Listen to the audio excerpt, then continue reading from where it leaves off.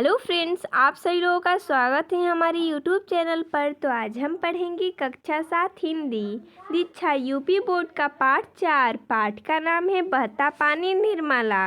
देखिए दोस्तों, हम इस पाठ का सभी प्रश्न उत्तर देखेंगे। तो देखिए, अभ्यास प्रश्न से प्रश्न नंबर कुछ करने को से दिया है। प्रश्न नंबर 1 है, यदि आपने बस या रेलगाड़ी से कोई यात्रा की हो तो यात्रा में लिए गए टिकट पर दी गई जानकारी तथा निर्देश को लिखें। तो देखिए, हमने यहाँ पर लिखा है कि जैसे कि रेलगाड़ी, ये रेलगाड़ी का टिकट है। किसका है? रेलगाड़ी का। अगर आपने बस से भी यात्रा की होगी तो टिकट के ऊपर जो भी जानकारी व निर्देश लिखे हों आप इसमें लिख सकते हैं। हमने यहाँ पर संकेत के रूप में लिखा है। आगे प्रश्न दिया है 2 नंबर, मैंने लौटने का शिवसागर पहुँचा। कह रहा है कि उपयुक्त अनुच्छेद को पढ़कर अपने सहपाठियों से पूछने के लिए 4 प्रश्न बनाइए। तो आपको ये क्या करना है कि ये जो दिया है अनुच्छेद उसे पढ़ना है, अपने सहपाठियों से पूछने के लिए 4 प्रश्न बनाया है। जैसा कि हमने 4 प्रश्न बनाए हैं। पहला, लेखक ने लौटने का निश्चय क्यों किया होगा। दूसरा, लेखक को अंदाज से ही बीच के पक्के हिस्से पर गाड़ी क्यों चलानी पड़ी थी। तीसरा, लेखक ने क्या देखा था। चौथा, लेखक शिवसागर कैसे पहुंचा। हमने यहाँ पर 4 प्रश्न बनाए हैं। अगर आपको कोई और प्रश्न आए तो आप अपने सहपाठियों से पूछ सकते हैं। आगे है विचार और कल्पना से प्रश्न नंबर 1 है, आपने भी कोई न कोई यात्रा जरूर की होगी। उस यात्रा में कई प्रकार की समस्याएं आई होंगी। उन समस्याओं का वर्णन अपने शब्दों में कीजिए। तो ये आप स्वयं कीजिएगा। आगे है, 8 घंटा उस सर्वसैनी पर बैठे बैठे अश्मिया हिंदी और बांग्ला की खिचड़ी में लोगों को बताता रहा कि क्या करें। इन परिस्थितियों में लेखक के मन में क्या क्या भाव उत्पन्न हुए होंगे, स्वयं को उस स्थान पर रखते हुए लिखिए। इसका उत्तर हो जाएगा, इन परिस्थितियों में लेखक के मन में तरह तरह के भाव आ रहे होंगे। जैसे बाढ़ का पानी यदि ज़्यादा ऊपर आ गए तो, यदि यह नाव पलट जाएगी तो क्या होगा, क्या मैं अपने घर सुरक्षित लौट पाऊंगा, मोटरसाइकिल यदि आधे रास्ते में खराब हो गई तो, इत्यादि इत्यादि। आगे है यात्रा वृत्त से प्रश्न नंबर 1 है, लेखक ने यात्रा करने के कितने प्रकार बताए हैं और उन्होंने किस प्रकार की यात्रा की। इसका उत्तर हो जाएगा, लेखक ने यात्रा करने के 2 तरीके बताए हैं। एक तरीका तो यह कि आप पहले से ही यात्रा संबंधित पूरी योजना बना लें, और दूसरी यह कि आप योजना तो कहीं और जाने की बनाइए और निकल कहीं और जाइए। आगे दूसरा प्रश्न है, लेखक ने किन स्थानों की यात्रा की। इसका उत्तर हो जाएगा, लेखक ने सोनारी और शिवसागर की यात्रा की।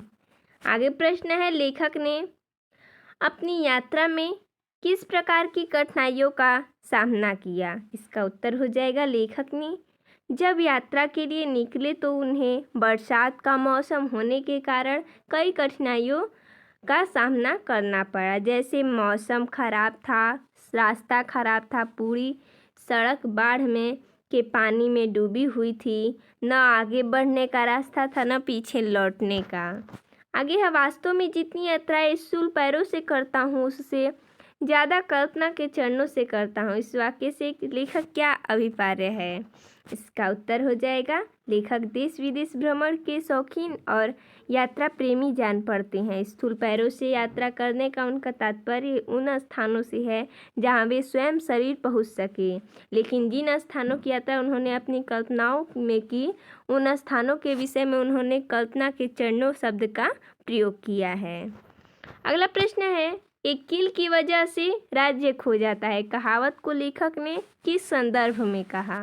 इसका उत्तर हो जाएगा, एक कील की वजह से राज्य खो जाती है। यदि इस अंग्रेजी कहावत की व्याख्या की जाए तो इस प्रकार राज्य खोने की बात साबित हो पाएगी कि एक कील की वजह से नाल, नाल की वजह से घोड़ा, घोड़े के कारण लड़ाई और लड़ाई के कारण राज्य से हाथ धोना पड़ता है।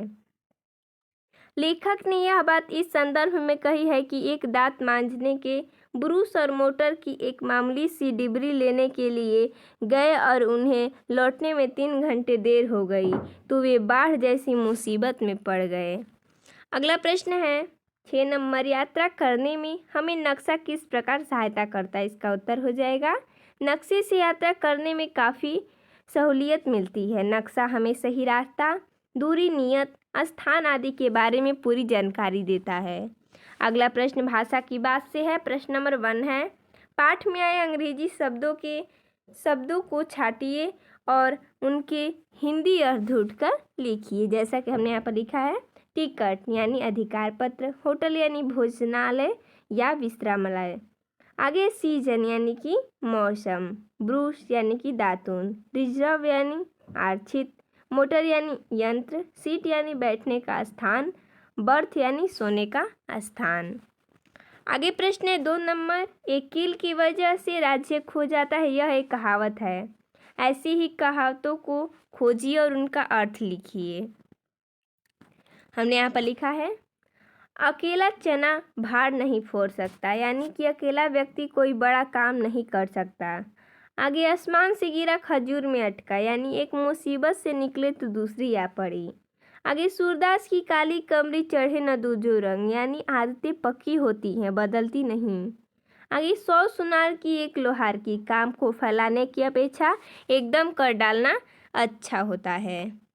आगे 3 नंबर, उचित संबंध बोधक के शब्दों का प्रयोग करते हुए निम्नलिखित वाक्य को पूरा कीजिए। जैसा कि हमने यहाँ पर पूरा किया है, उसी छुट्टी लीजिए और टिकट कराओ, यानी कि उसी के अनुसार छुट्टी लीजिए। यहाँ पर के अनुसार भरा जाएगा, यहाँ पर के कारण, के चलते, के ऊपर, की ओर, यानी कि लड़ाई के कारण राज्य से हाथ धोना पड़ता है।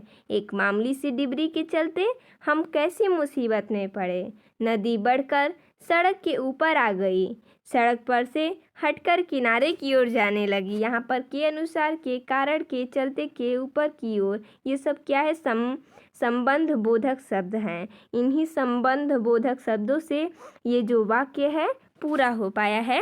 तो ऐसे ही पूरा करना है वाक्यों को। तो देखिए दोस्तों, इसमें इतना ही प्रश्न दिया है। तो मिलते हैं नेक्स्ट वीडियो में, तब तक के लिए धन्यवाद दोस्तों।